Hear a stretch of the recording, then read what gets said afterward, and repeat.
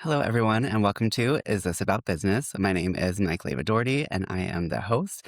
I am joined today by Preston Callahan with Callahan Automotive. He's the owner. Preston, thank you for joining us. Yeah, thanks for having me. Yeah. Do you want to explain a little bit about your journey and story into how you started Callahan Automotive and kind of like why?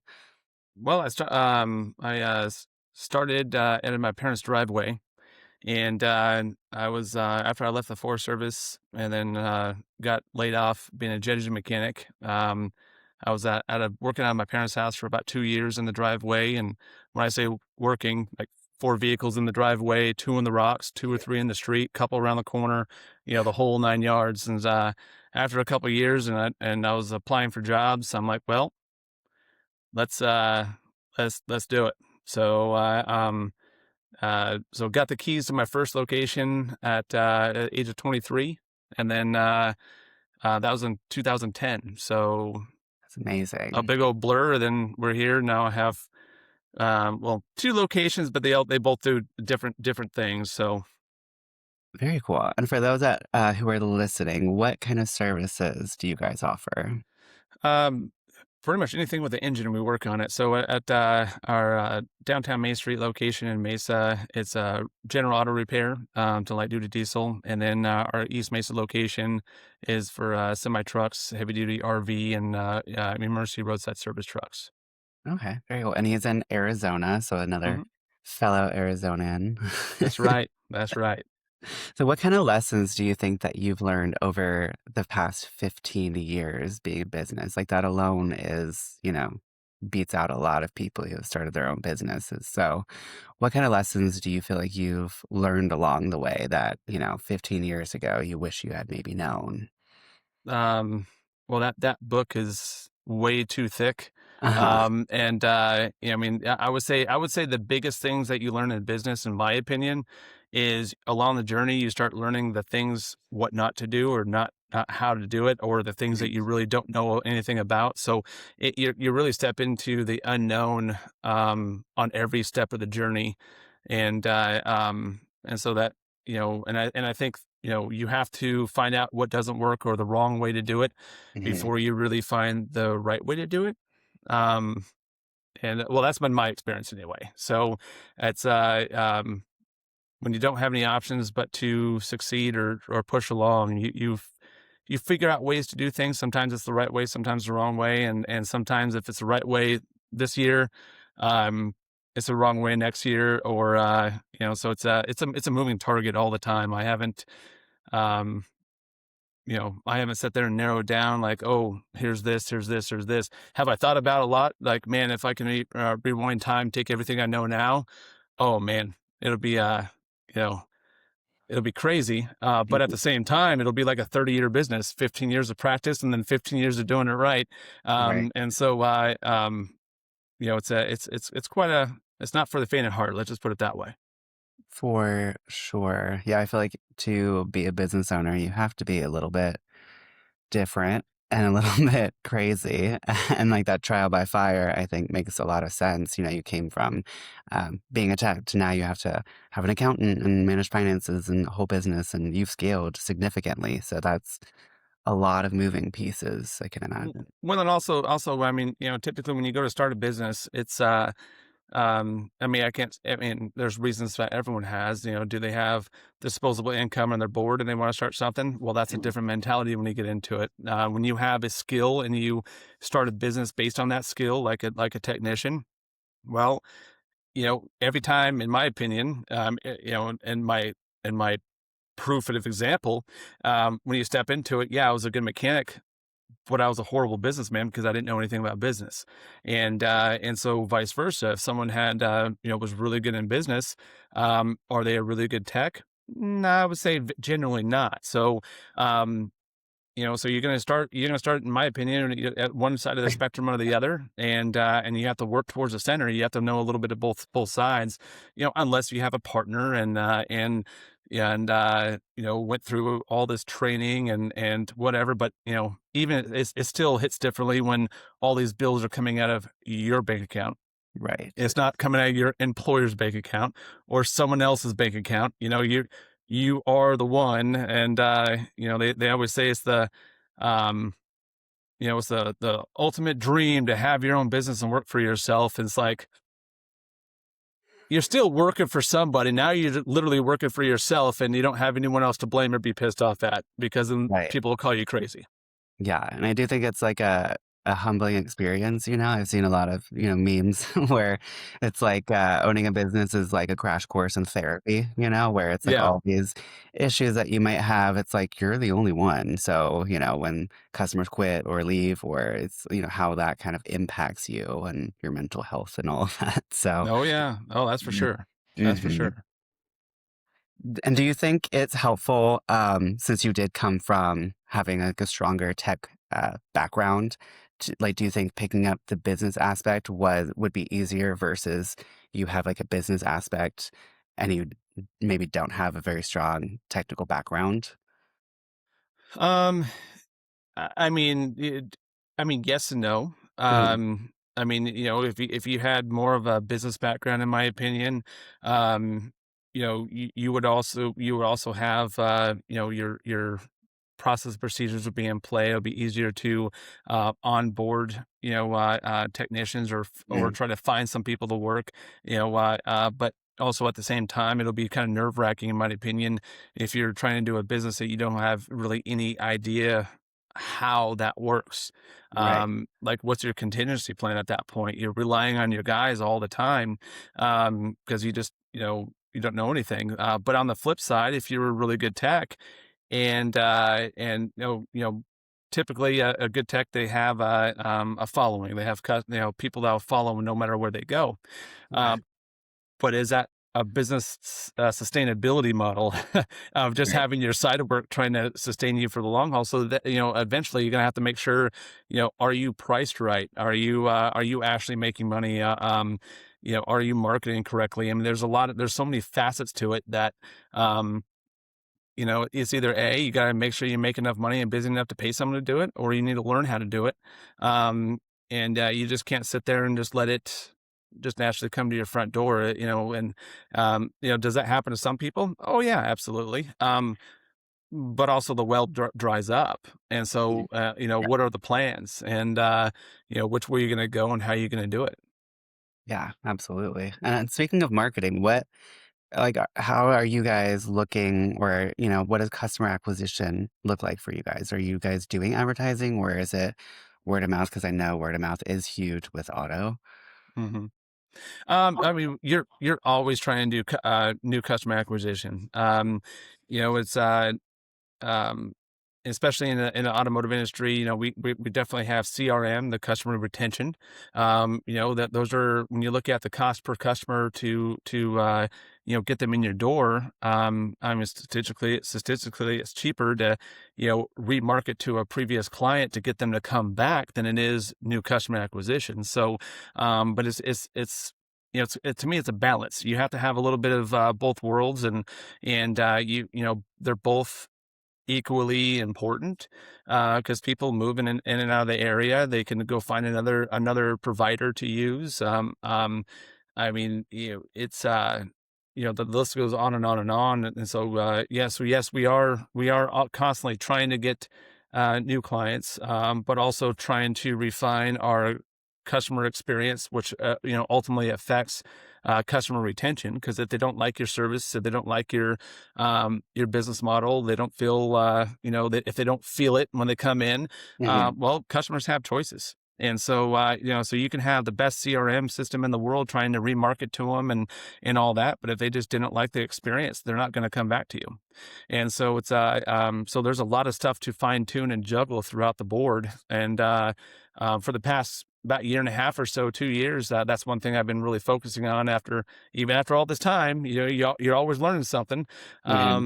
Is to some of our gaps and holes in the company was overall communication, customer experience, efficiency, turnaround, and so now tackling into those and getting those fine tuned and kind of redoing everything in the company. It's a lot of work, but would I have loved to do it way long ago?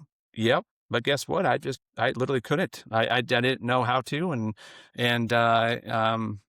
that's kind of where it goes.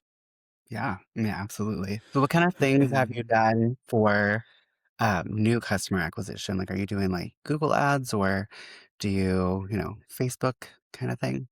Yeah, I would say predominantly Facebook and Google a little bit. I mean, I was for the past 5-ish years or so. I've been paying a company to do those for me. Okay. Um, but like I was saying about balancing everything, you can advertise all day long, but if you don't have your process and systems in place, Hmm. it's kind of pointless and a waste of money. So, we the marketing was very good, coming in. And I feel bad. Well, I mean, it's more feel bad for myself for not making the time to contribute to him to build the website properly because he was. I never had time. I never made time for him to really take it seriously. It's just been like I don't have. I'm too busy. Working in the business instead of working on the business. Hmm. There's a key thing. Right. And so I was never able to really capitalize and utilize all the marketing that, involved me getting in Hmm. there and partaking in to give him updated pictures of my place and, stuff like that. Cause it was just blowing and going. Right. Just trying to keep things moving. And then you sit back and you're going, okay, well, we're already 2 month backlogged. Hmm. How is someone going to wait that long to get something done? They're just going to go to somewhere else. So at that point, all that money per click, all those how much it was per lead, Hmm. it literally got me a phone call and pushed it to another customer, Right. another company. So, Hmm. um, that's again, I had to go back and kind of where's my issues and why, and fine tune that down. So when we do that, we can actually get them in the door and have a good experience for them, have a decent turnaround, and ultimately that makes you more efficient, more money, and the circle goes around.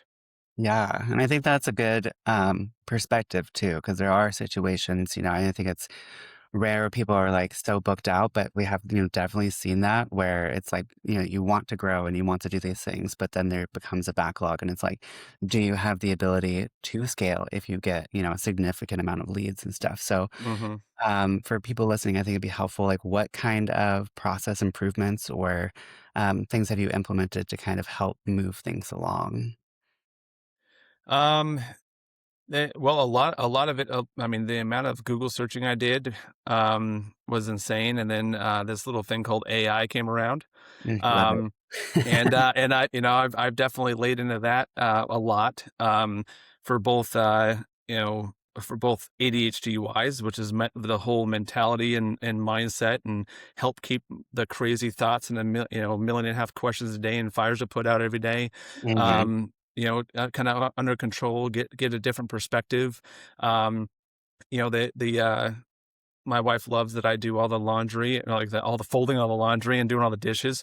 Well, that's my chance to zone out and listen to podcast and what's coming out on new in the industry, some just business lessons, and I mean it's just like all the training courses I've been to, and I mean the hundreds of hours. Well, my thing is yeah, I may waste 5 hours, but if I learn one thing in that whole 5 hour gap, Hmm. um, it was worth it. Right. And, cause and one thing I've learned over the years is you gotta constantly do them all the time because, if it's not on your radar at that one given time, they may give you some good feedback on something, but you didn't run across that problem until a year or 2 later. And so you gotta constantly, listen because as I listen to things, I have, kind of a rolling list of the most current issues or problems because ultimately when you're a business owner you're fixing a problem when you're building a business you're fixing a problem for a customer, and that's Right. that's what business is all about. And so what's I'm constantly listening, and it's like, oh, this is on my radar now. Oh, I didn't know about that. I learned something new, or you start learning something and you start adapting it to what's in the business and look into it a little bit more, and so it's you got to keep the edge. I mean, the world's changing all the time, especially heck, just look at since COVID to now, Right. it's still flopping back and forth, evolving, and no one knows. There's no predictions. In my industry, we used to have a pretty solid when the season starts, when the season ends, prediction. That's out the window now. Do people have money? Do they not have money? The vehicles are getting older and older every year, and they're hanging on to them longer, and so that changes that shifts what we do and how we do business. And you got to get with the times and try to stay current, and modify your services to fit what's needed in that industry, or what you think is needed. No one knows. There's not a golden globe.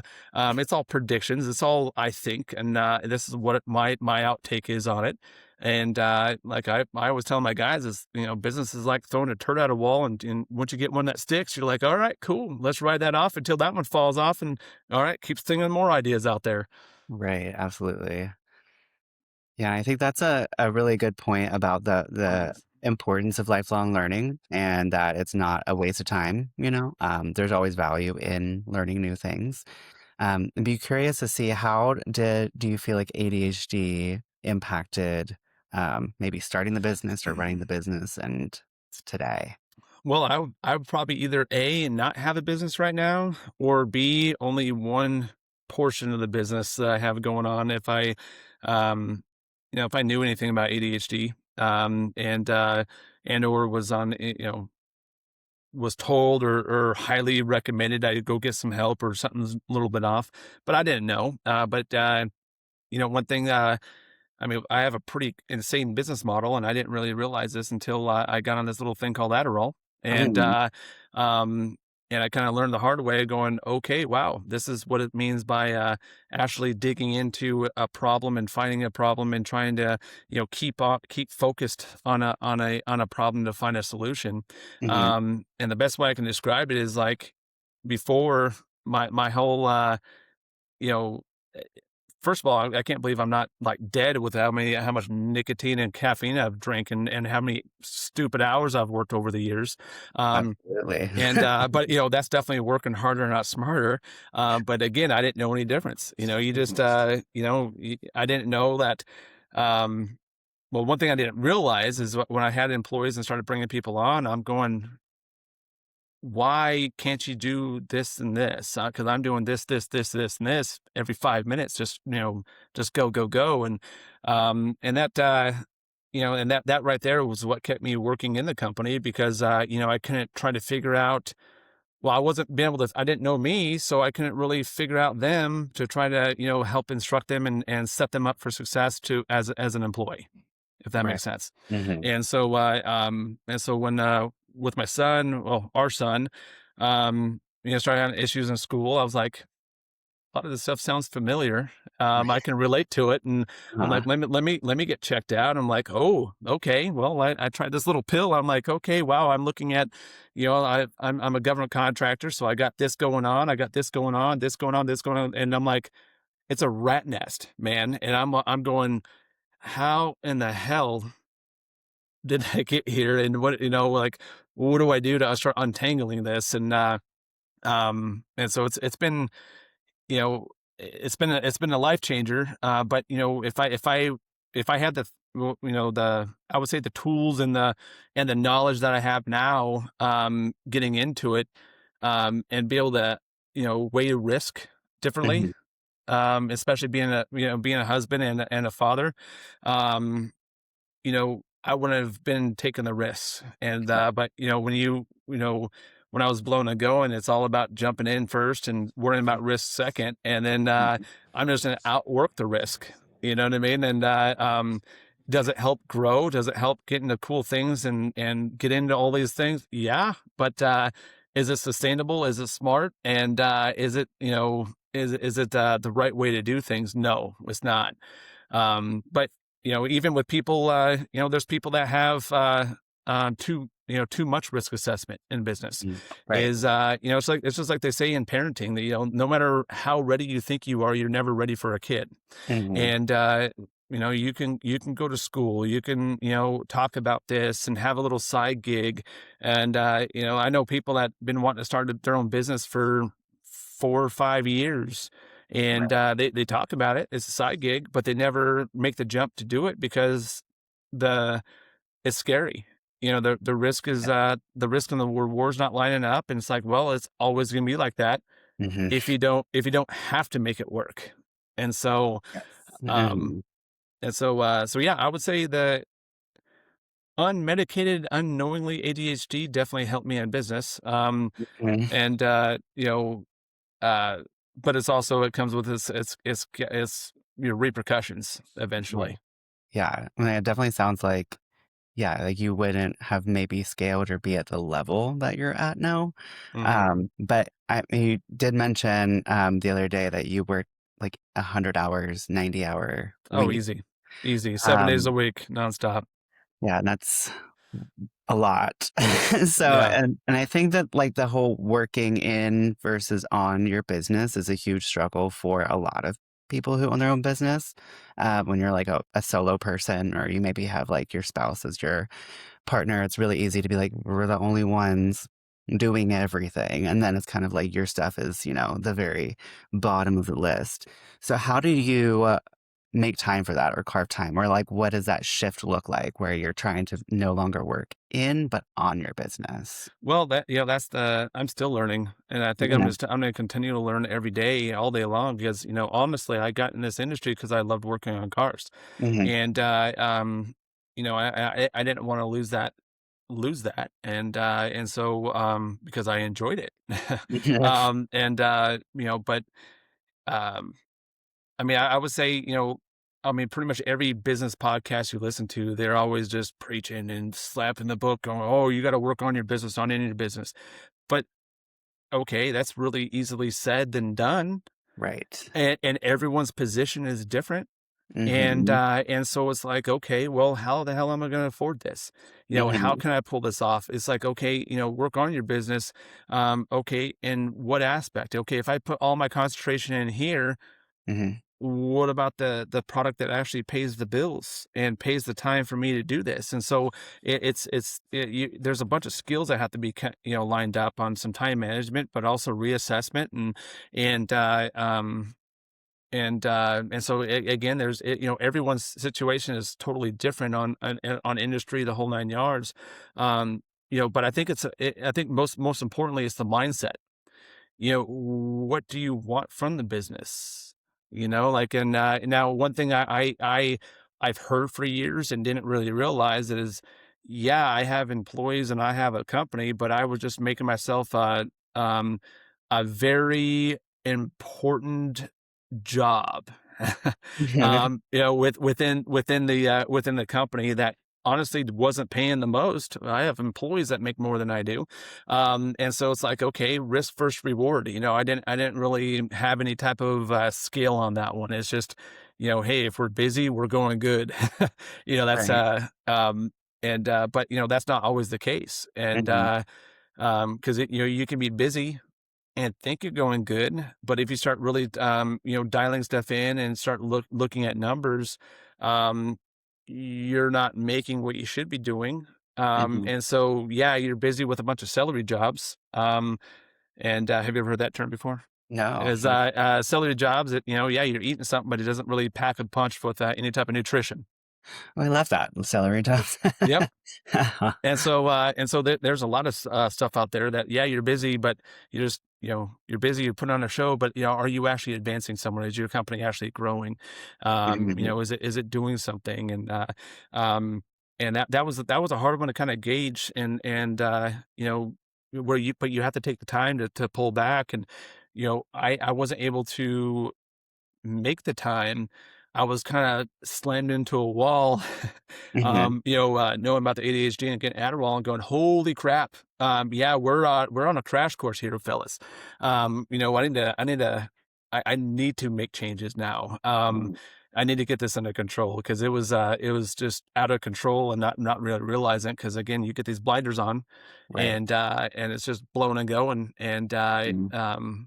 And then it's like, full business, and then, okay, around the family, it's like, oh, full family. It's like, there's no, sitting back, taking in, realizing what's going on, really narrow down. I mean, I've always looked at my numbers, but I looked at the numbers of of sales and progression. I wasn't looking at trends. I wasn't looking at the big picture. I wasn't looking at, my employees am I being profitable? Are we going in the right direction? Mhm.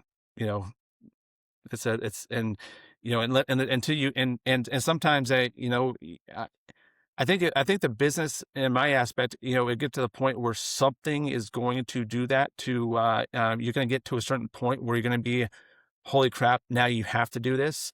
Right. I don't know too many businesses that's been around for, 30, 40, 50 years that are still blowing and going and didn't go through that period of, uh, what the hell, Mhm. Right. and you'll go through that version quite a few times. And, especially when you're in a trade or something where if you're the one that started the business, but you're the one that brought the magic, Mhm. that the whole skill, well, no one's gonna be as committed as you are in your own company than Mhm. other employees. And that was another thing I had to learn is this employees and, dealing with them. Don't let them get, don't bring them in too close, and, yeah, you gotta be friendly, but, if you treat them like an owner, but they don't have the skin in the game like you do, Right. they start making decisions off of your pocketbook, your Yeah. bank account. And so, Mhm. that starts becoming, a negative thing. But, there's a lot of those little caveats and little things here and there and, everyone wants to start a business, you For know, sure. Yeah. and, and if they do, then it's like, okay, well, be ready for it. I'm not going to sugarcoat anything.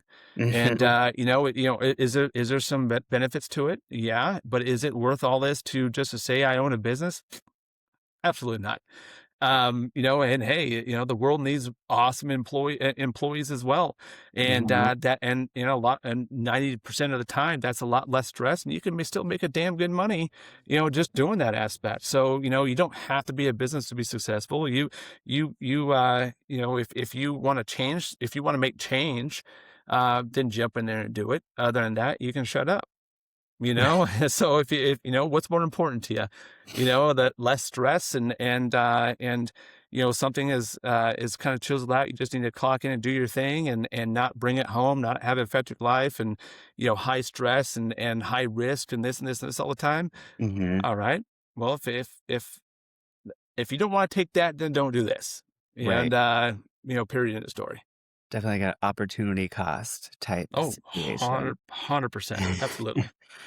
So when were you diagnosed? So I'm just curious, like, at what point in the past 15 years and like how long that window of It was about a year and a half ago. okay. And Wow. so, and then that, and it was around when my son was like, okay, well, let's try this out. And at first, growing up when I was younger, I'm 38, and when I was younger, I'm going, that wasn't really a big talked about thing, No. Yeah. and so, I mean, I have a buddy that I grew up with that, he was on it, and it was kind of a try this and see what happens kind of mentality. And so Right. when I talked to him about it, he's like, dude, don't do it. This and this and this, it screwed me up and blah, blah, blah. And I'm going, well, things have advanced just a little bit, Right. and I start realizing how old I'm getting. And I'm like, oh, Jesus.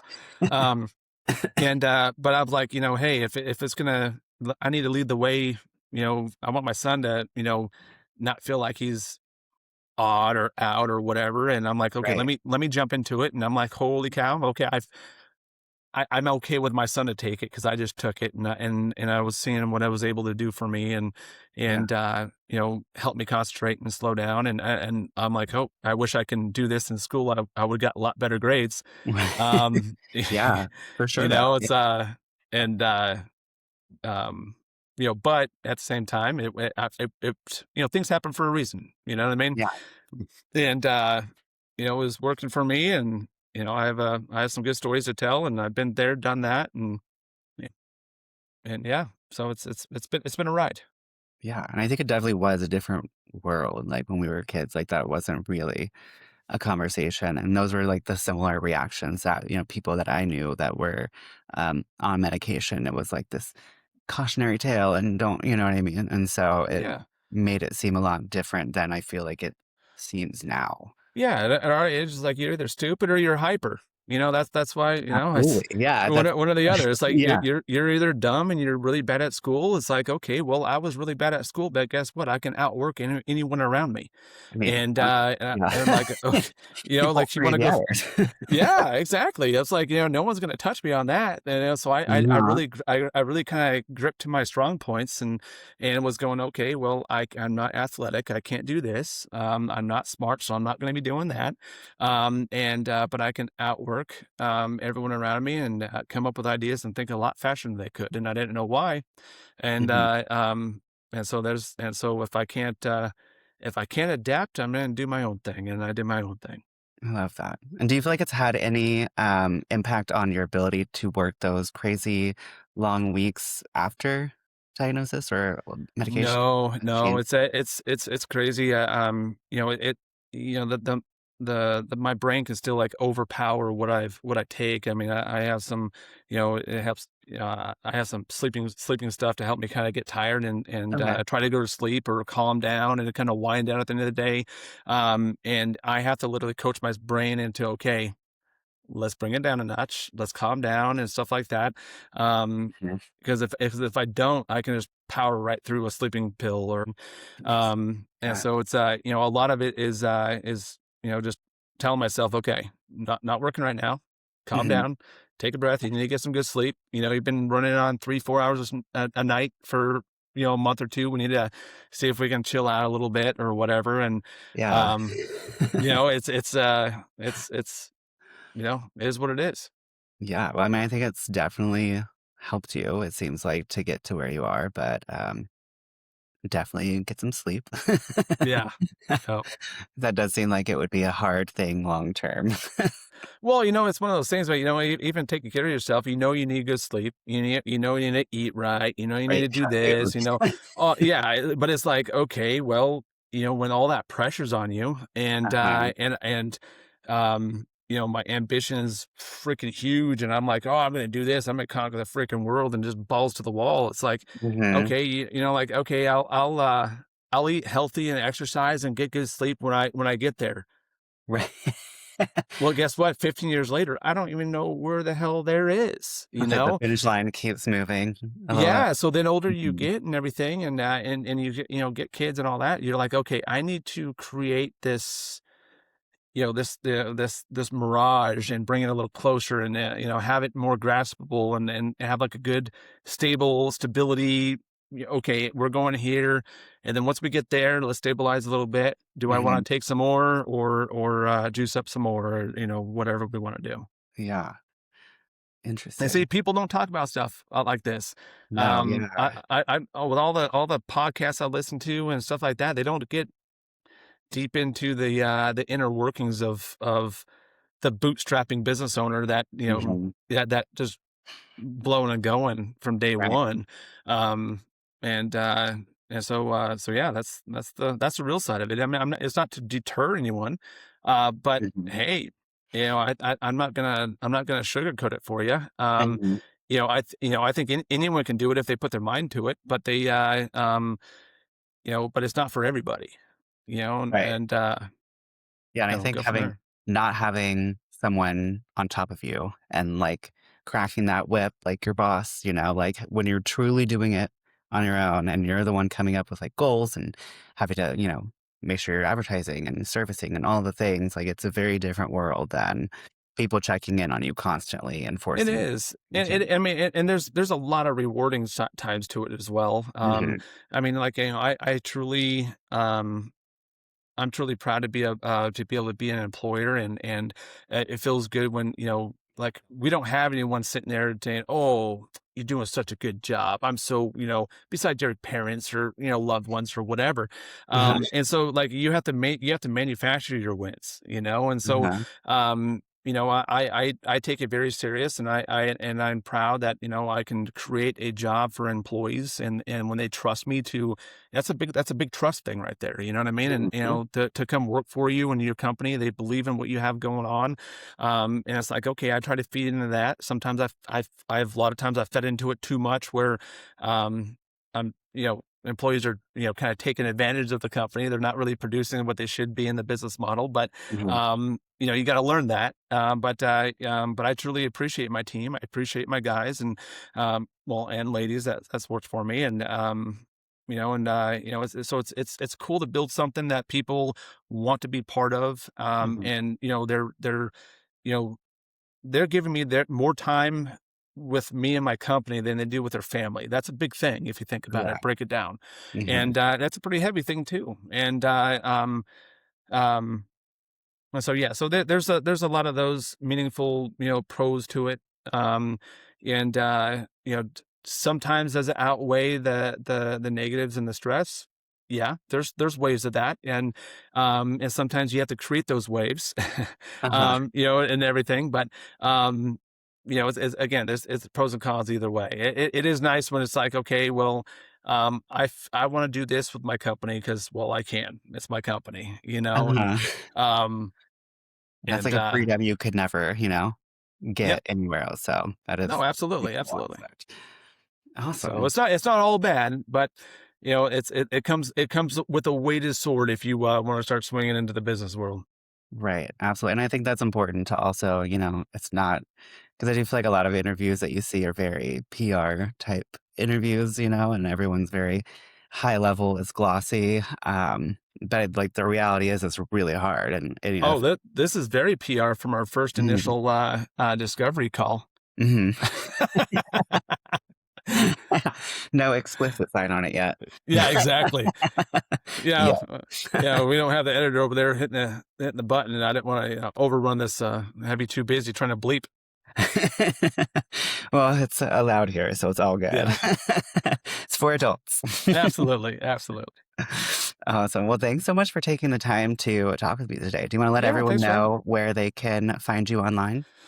Yeah, yeah. Our website's CallahanAutoAZ.com. Again, it's kind of we're trying to redesign the site right now. And then I'm trying to get better on all the social media stuff. So we're Callahan Automotive on Facebook. And yeah, we're located in Mesa, Arizona. So look us up, come on by. If you guys need anything, holler. Awesome. And I'll include all of the links and URLs in the show notes for anyone that's listening, so you can find it all there as well. Sounds good. Sweet. Well, thank you for joining. Well, thanks, Mike. You have a wonderful day. Thanks for having me. Thank you too.